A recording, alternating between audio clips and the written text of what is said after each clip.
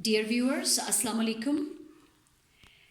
I have prepared the lecture for my grade 11 students from their second chapter, First Year at Harrow, written by Sir Winston S. Churchill. I must introduce Sir Winston Churchill. Winston Churchill remained the Prime Minister of England twice, that is from 1940 to 1945, and secondly, for the second time, 1951 to 1955. He was not only a politician, he was an eminent writer. He was the famous writer, famous essayist all over the world. Therefore, he was a great orator, writer, and politician. Orator, writer, and politician. His essays are widely read all over the world.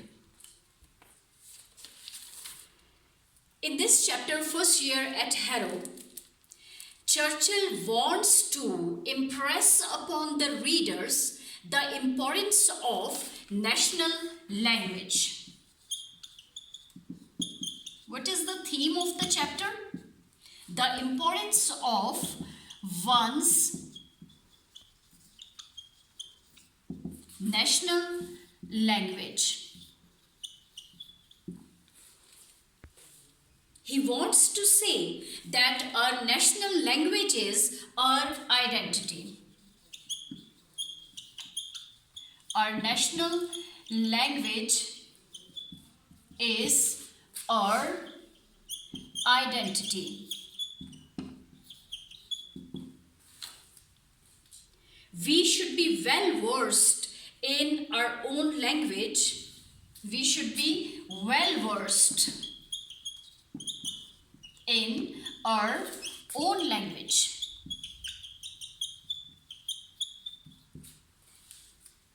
As English is the national language of Winston Churchill, so he emphasizes on learning English practically. He emphasizes on learning English practically.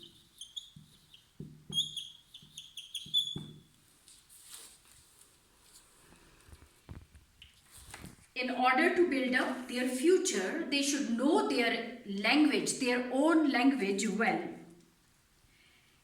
Now in this chapter, First Year at Harrow, he shares his experiences of school life when he goes to get admission in Harrow, a famous school in England.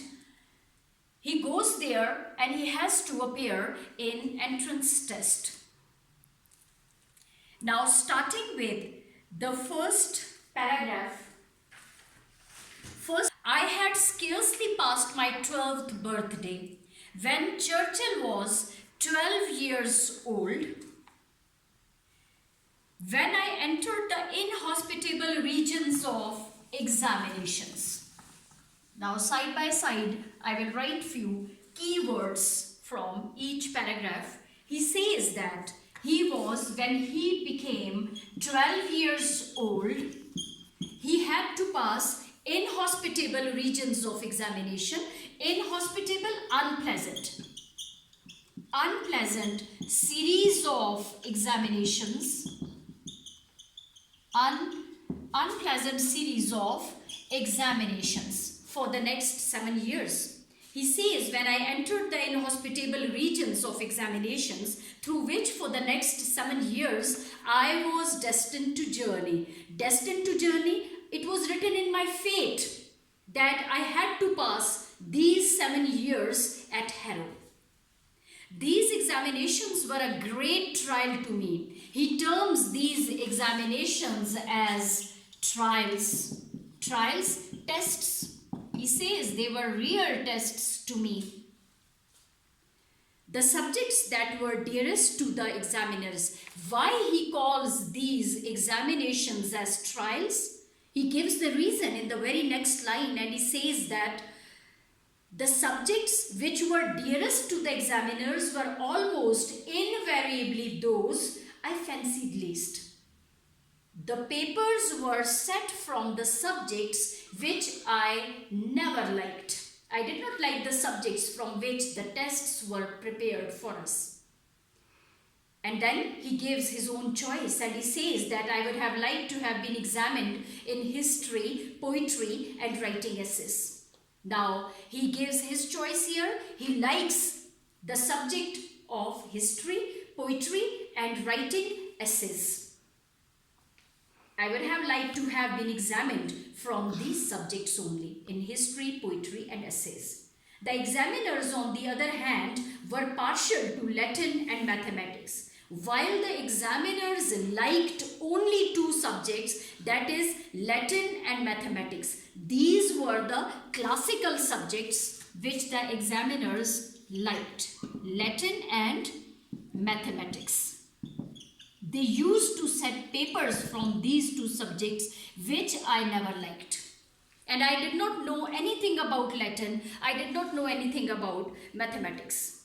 And their will prevailed and their desire dominated. Moreover, the questions which they asked on both these subjects were almost invariably those to which I was unable to suggest a satisfactory answer. So he says that I was forced to appear in these two subjects, and I never suggested, I never wrote satisfactory answers to the questions which were given from Latin prose and from mathematics. I should have liked to be asked to say what I knew. He says that I should have been asked my choice, what I liked, and I should appear in the papers of history, poetry, and essays only. But they always tried to ask what I did not know. When I would have willingly displayed my knowledge, they sought to expose my ignorance. Whenever I tried to write some answers to the questions from these two subjects, there was one result only, that I always failed. They exposed it, they expressed it as my ignorance. This sort of treatment had only one result. That is, I did not do well in the examinations. So he says that this sort of treatment with me, that I was forced to answer the questions from Latin and mathematics, had only one result, and that was I never did well in the examinations. This was all about the first paragraph, in which writer he expresses his desire to be asked the questions from the subjects which he liked the most, like history, poetry, and writing essays. While these examiners were partial to Latin and mathematics, they liked Latin and mathematics. So his choice of topics, he means to say that his choice of topics did not match with that of examiners. Hence he thought that they were partial to the topics that he disliked. Otherwise, this was definitely not the case, because examiners are always independent in setting papers. They are never partial. The case was that, the problem was that only Churchill did not like those subjects. Coming to the second paragraph, Sir Winston Churchill in his second paragraph shares his experience of his entrance test at Harrow. When he goes to get admission at Harrow, what happened to him? This was especially true of my entrance examination to Harrow. The headmaster, Mr. Weldon, however, took a broad-minded view of my Latin prose. He says that the paper was again set from the Latin prose. He showed discernment in judging my general ability. So he introduces Mr. Weldon here. Mr. Weldon, who was the headmaster. Mr. Weldon, who was the headmaster at Harrow. He says he showed discernment, he showed wisdom, foresight in judging my general ability. He took a broad-minded view of my paper. This was the more remarkable. So he says this is highly, it is extraordinary thing, you know. No one does it. Although I could not show satisfactory performance in my Latin prose, but this was remarkable on the part of Mr. Weldon that he took a broad-minded view of my Latin prose. I was found unable to answer a single question in the Latin paper. What did I do in the paper? I wrote my name at the top of the page. First of all, he wrote his name on the examination sheet on his answer paper. He wrote his name at the top. Then I wrote down the number of the question 1. Then he wrote down the name of 1, that he is going to solve question number 1 now. After much reflection, I put a bracket around it thus. So he says, I didn't know what to write more. So I put a bracket in order to pass time. I put a bracket around the question number 1. But thereafter, I could not think of anything connected with it that was either relevant or true. So I could not write more than this. Only my name and question number 1 with brackets around, and then I did not know what to write because I didn't have any knowledge about Latin. Incidentally, there arrived from nowhere in particular a blot. He says that as I was writing in ink, a drop of ink fell on the paper. Accidentally, it fell on the paper and then it spread all over the sheet. So he says several smudges, several stains on the paper. I gazed for 2 whole hours at this sad spectacle. Then it was 2 hours duration paper. So for 2 whole hours, I looked carefully at this incident, what happened to me. And then merciful ushers, now he calls those ushers, those invigilators who came to him and collected his paper. That it gave me some relief when they collected my paper from me.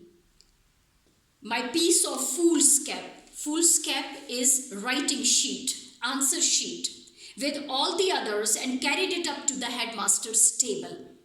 It was from these slender indications, small signs, small gestures of scholarship, of my knowledge. Only these small gestures like my name, question number 1 and several stains on the paper that Mr. Weldon drew the conclusion. He came to the conclusion that I was worthy to pass into Harrow. He considered me eligible to pass into Harrow. It is very much to his credit. All credit goes to Mr. Weldon, who considered me eligible, although I did not write anything in the paper. It showed that he was a man capable of looking beneath the surface of things. A man not dependent upon paper manifestations. He says that he was a man who did not depend upon outward impression of the paper. Outward impression of the paper.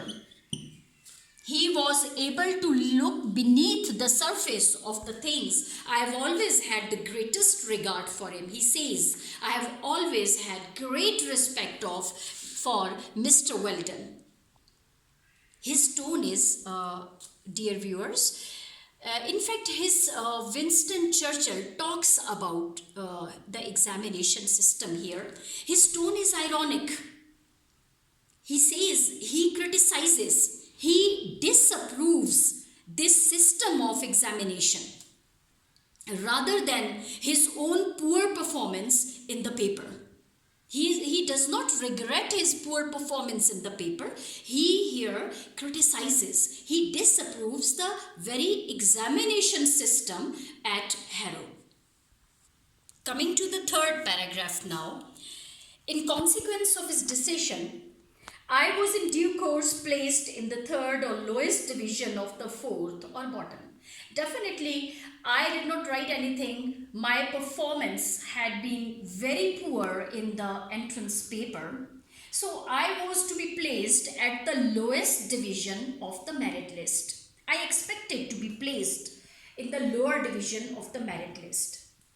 The names of the new boys were printed in the school list in alphabetical order. The school list, the merit list was printed in alphabetical order according to starting with A, then B, C, D. It was to be prepared in alphabetical order as my correct name. He says, irony of fate is this. My name started with Spencer, with S. Spencer starts with S. So he says that the names of the new boys were printed in the school list in alphabetical order, and as my correct name, Spencer Churchill, began with S, I gained no more advantage from the alphabet than from the wider sphere of letters. He says that my name is such a lengthy name, Winston Spencer Churchill. I never gained any advantage from my name, as starting with S, I have to be at the bottom of the list. I was in fact only 2 from the bottom of the whole school, but I was relieved to find that there were 2 more students. I was the third last, and 2 more students appeared. Their names appeared below my name, and these 2, I regret to say, I am sorry to say that they disappeared almost immediately through illness or some other cause. They left the school through some illness, or maybe there was another cause that they did not turn up. So my name came at the last, at the end of the merit list. Now, so he says that my name although appeared, and it was to the credit of Mr. Weldon that he considered me eligible, and my name appeared in the merit list, but it was a little bit unpleasant for me that my name appeared at the end, at the bottom of the merit list. I continued, now in the next paragraph he says that I continued in this unpretentious situation, unpretentious, unpretentious situation for nearly a year. For the whole year, definitely, I was the boy who appeared at the bottom of the list. So the situation, my condition at Harrow was quite unpleasant. However, by being so long in the lowest form, I gained an immense advantage over the cleverer boys. All those who came at the top of the merit list, and they were considered as brilliant students. They were considered outstanding students who did very well in Latin and mathematics. So their names appeared at the top. But although I was in an unpretentious situation, still I gained more advantage over the cleverer boys. Why? Because they all went on to learn Latin and Greek and splendid things like that. So Latin and Greek were considered as splendid subjects. They were considered as the subjects which were meant for brilliant students only. They were classical languages. They were difficult languages to learn. So all the brilliant boys learned Latin and Greek. But I was taught English. I was a dull boy. I was not good at studies. So I was placed in a category of those who are to learn English. We were considered such dunces. Writer says that we were considered such dunces. Dunces, slow learners. We were considered slow learners. We were considered such dunces that we could learn only English. We are good for nothing except learning English. Now, Mr. Somerville, he tells us about Mr. Somerville, who was an English teacher. Mr. Somervell, who was an English teacher, a most delightful man, very pleasant looking man, with a pleasant, Mr. Somervell, with his most pleasant personality.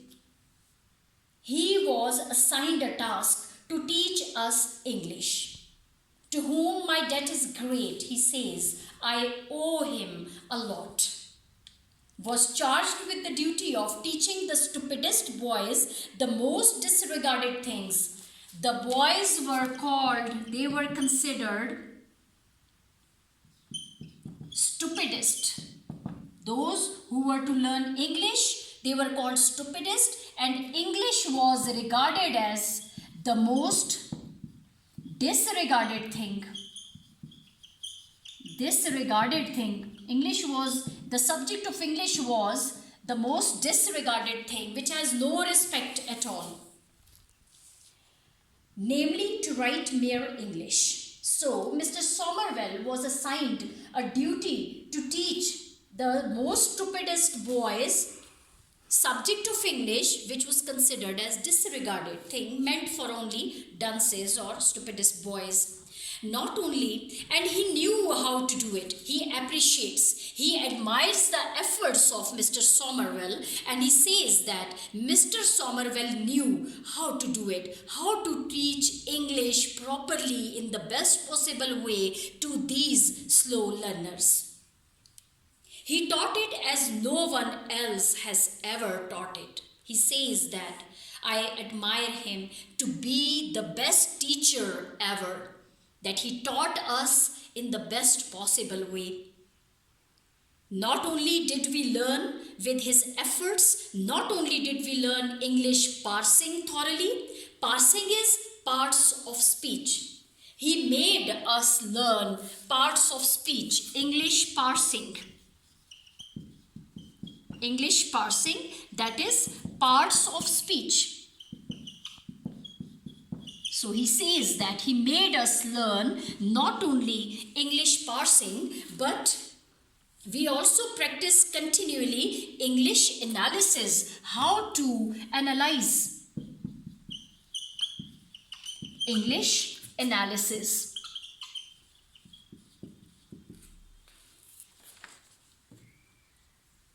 Mr. Somervell had a system of his own. He had his own methodology of teaching the slow learners, the dull students.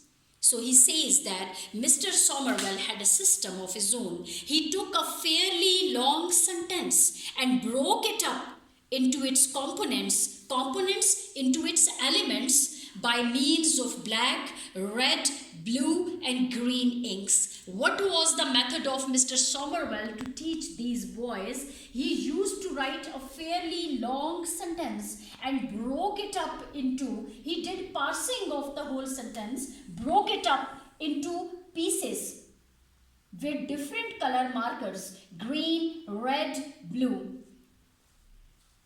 in order to show them subject, what is the subject in the sentence, what is verb, what is object, relative clauses, conditional clauses, conjunctive and disjunctive clauses. So we used to break the whole sentence into its different parts of speech, and each had its own color. Each had its color and its bracket to make it more clear to the students. It was a kind of drill. It was a kind of exercise that we did almost daily. We did it almost daily. As I remained in the third year, 3 times as long as anyone else, I had 3 times as much of it.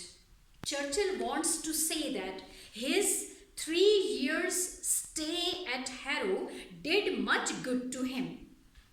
English stood in good stead throughout his life. The long practice paid him a great deal in the years to come. It gave him great advantage. These this practice of almost 3 years gave him great advantage. It helped him in earning his livelihood. It brought a great fame and name to Winston Churchill. So he says, I had 3 times as much of it. I learned it thoroughly. I learned English completely. Thus, I got into my bones the essential structure of the ordinary British sentence, which is a noble thing. So he says that everything got into my bones. I had learned each and everything properly. Even the ordinary British sentence, which is a noble thing, which was a great thing. And when, after years, my school fellows who had won prizes and distinction for writing such beautiful Latin poetry and pithy Greek epigrams, those brilliant students who went on to learn Latin and Greek, which were meant for the brilliant students, they performed very well in their classes. They even got distinctions. In these 2 subjects. They had learned these 2 subjects properly and too well that they could write their own poetry. They could write pithy Greek epigrams. Pithy, which is brief but full of meaning. Pithy means brief, meaningful statements in these languages. They could write, they could create pithy, brief, but meaningful. Brief but meaningful sentences. They could write on their own. They could create. They became so creative in these 2 languages, Latin and Greek, that they could write pithy Greek epigrams concisely. Epigrams are concisely expressed statements. Very wise sort of statements like proverbs, like idioms. But what happened? Although they were brilliant, they got distinctions, they could create, they became creative, they could write on their own. But what happened? But they had to come down again to common English. They went on, they wasted their lot of time in these 2 brilliant subjects. But what happened? They had to come down to common English, which was considered as disregarded thing to their living or make their way. So he says that they had to survive in their social lives as well. They had to go for businesses. They had to go to their offices. They had to go to do jobs, to search their jobs. But if they knew English well, because English was the language of offices, English was the language of their businesses, English was their national language, and all the ordinary affairs of life had to be done in English only. So he says that I did not feel myself at any disadvantage. Being a dull student meant to learn only common English. I gained much advantage over the boys who learned Latin and Greek. Naturally, I am biased in favor of boys learning English. Now he says, now I favor only those students who learn English. I would make them all learn English as far as being a teacher or being a person, a sensible man. As far as being a sensible man, I will always suggest the students to learn English properly. And then I would let the clever ones learn Latin as an honor only and Greek as a treat. Their basic language should be learned first.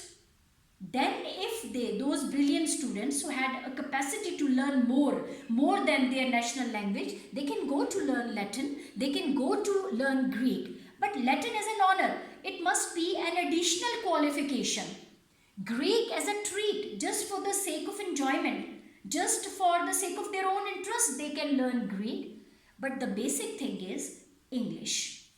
So he says, and then I would let the clever ones, after learning common English, after learning English, I would allow them to go and learn Latin as an honor only, Greek as a treat, as an additional qualification only. And then he says, but the only thing I would whip them for is not knowing English. I would whip them. I would strike them. I would give them a blow. I'm going to be harsh with them if they don't know English. He says that now, as far as the importance of English is concerned, because English is their national language, English is the language of offices, English is the language of businesses. English is very essential for their survival, for their very survival in life. Their very survival in life depends upon learning their own national language. So if they don't learn it, I would punish them. And then in order to put stress on learning English, his tone is little bit harsh in the last line of the chapter, that I would whip them hard for that. I would whip them, I would strike them harshly for not knowing English. He means to say that ignorance of one's own language is a great loss in their lives. The students should learn English first for a bright future. Subjects should be selected, keeping their utility above all. What is the more suitable, what is the more useful subject in life? He himself opted for his own language, that is English, and it earned him a great name and fame. It gave him great advantage in his life. So he advises the readers, he advises all the other English people to learn their language properly, and because it is going to be a good survival, a source of survival for them in their social lives. Thank you.